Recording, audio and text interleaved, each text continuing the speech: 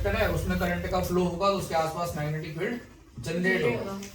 अब bio Savart ने क्या कहा, बायो सेवर्ट ने कहा कि अगर कोई वायर है, बायो सेवर्ट ने बताया कि वायर में अगर करंट का फ्लो हो रहा है तो उसके आसपास मैग्नेटिक फील्ड कितना जनरेट होगा, उसका मैग्नीट्यूड क्या होगा, और वो मैग्नीट्यूड किन किन फैक्टर पर डिपेंड करेगा। वो किसने बताया, बायो सेवर्ट ने। वो किसने बताया सारा, बायो सेवर्ट। तो बायो सेवर्ट का जो लॉ है वो क्या कहता है हमसे, देखो उसमें क्या है, जैसे ये वायर है, इसका एक छोटा सा हमने करंट एलिमेंट ले लिया, ये करंट एलिमेंट की डायरेक्शन वही होगी जिधर करंट का फ्लो हो रहा होगा। तो करंट एलिमेंट डीएल की डायरेक्शन इधर होगी क्योंकि करंट ऊपर जा रहा है।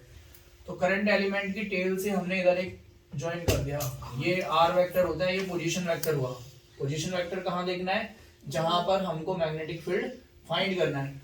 तो ये करंट एलिमेंट है, इसकी टेल और ये पोजीशन वेक्टर की टेल, इनके बीच एंगल कितना बन रहा है, थीटा। तो बायो सेवर्ट ने क्या कहा, बायो सेवर्ट ने कहा कि इस पी पर जो मैग्नेटिक फील्ड जनरेट होगा वो किसके किसके फैक्टर पर डिपेंड करेगा, डीबी जो है डायरेक्टली प्रोपोर्शनल होगा आईडीएल के, करंट एलिमेंट के डायरेक्टली प्रोपोर्शनल होगा आईडीएल के। फिर डीबी जो है इनवर्सली प्रोपोर्शनल होगा स्क्वायर ऑफ पोजीशन वेक्टर। और ये पोजीशन वेक्टर हमने कहां से ड्रॉ करना है, it is drawn from the current element to the that point at which we have to calculate the magnetic field, जहां पर हमको मैग्नेटिक फील्ड चाहिए। और डीबी तीसरा जो है डायरेक्टली प्रोपोर्शनल होगा sine of angle of theta. और थीटा कौन सा एंगल होता है, it is the angle between the tails of position vector and current element. तो आप इन सबको आप कंबाइन कर दोगे तो डीबी कितना आ जाएगा, I D L sine theta upon R का स्क्वायर। इस प्रोपोर्शनल को हटाओगे तो एक कांस्टेंट पाओगे, वो आएगा mu naught upon 4 pi I D L sine theta upon R square. तो ये जो है ये है scalar form, it is the scalar form of Biot Savart law. और ये जो म्यू नॉट अपॉन 4 पाई होता है, इसकी अपनी वैल्यू होती है म्यू नॉट अपॉन 4 पाई की, वो होती है 10 की पावर -7। Yes sir. बाकी अगर यूनिट निकालना चाह रहे हो तो यूनिट आप निकाल सकते हो म्यू नॉट की, है ना। म्यू नॉट की कितनी आएगी, बी की टेस्ला होती है, और इधर ये जाएगा तो मीटर स्क्वायर हो जाएगा, और डीएल अपॉन में आएगा। तो कैसे निकालोगे, देखो म्यू नॉट अपॉन 4 पाई की यूनिट, म्यू नॉट की वैल्यू निकाल लो यहाँ पे, कैसे निकालोगे, देखो बी की तो हो जाएगी टेस्ला, ये ऊपर जाएगा तो मीटर स्क्वायर, और आई होता है एम्पियर, और लेंथ फिर मीटर। तो आपके पास यूनिट क्या बनी, टेस्ला, ये ऊपर जाएगा तो मीटर का स्क्वायर, और इसके अपॉन में क्या आएगा, एम्पियर और मीटर। मीटर से मीटर क्या हो जाएगा, कैंसिल, तो ये आएगा टेस्ला मीटर एम्पियर इनवर्स। ठीक है, तो ये म्यू नॉट की यूनिट होती है, टेस्ला मीटर एम्पियर इनवर्स। ठीक है, तो ये है। अब अगर इसकी वेक्टर फॉर्म लिखनी है तो डीबी की वेक्टर फॉर्म क्या होती है, वो आपका ये तो ये आएगा mu not over 4 pi. Vector form में आपने लिखना है I DL vector cross R vector upon R cube. तो this is the vector form of Biot Savart law, ये याद होनी चाहिए।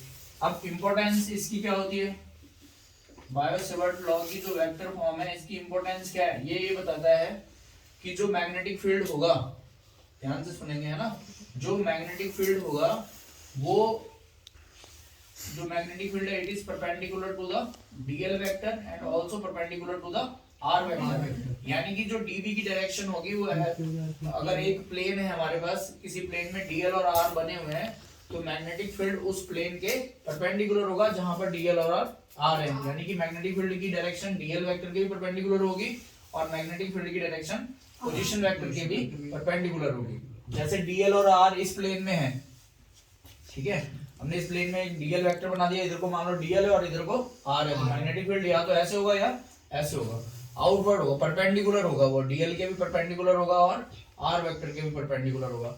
अब ये कह रहे हैं कि पी पर तुमको डायरेक्शन देखनी है कि बी जो है इनवर्ड होगा या आउटवर्ड होगा, तो उसके लिए क्या करना है, राइट हैंड रूल यूज करेंगे, put the thumb in the direction of current. Current को थंब, ये थंब जो है करंट की डायरेक्शन में रखेंगे, एंड फिंगर्स राइट हैंड का यूज करना है, लेफ्ट का नहीं करना है।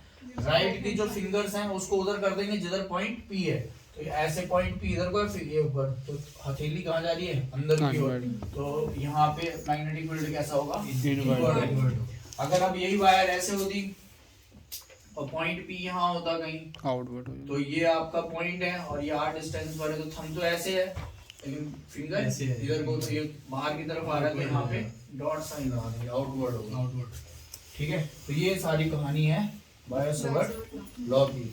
बायो-सेवर्ट लॉ और कूलम्स लॉ में सिमिलरिटीज भी हैं और आपकी डिफरेंसेस भी हैं, वो घर से पढ़ लेंगे। What are the similarities between the Biot Savart law and Coulomb's law and what is the differences between the Coulomb's law and Biot Savart. ये क्वेश्चन आया हुआ है, इसलिए कह रहा हूँ इनको पढ़ लेना। मैंने लिखवा भी रखी है सिमिलरिटीज भी और डिफरेंसेस भी। ठीक है, तो ये बायो-सेवर्ट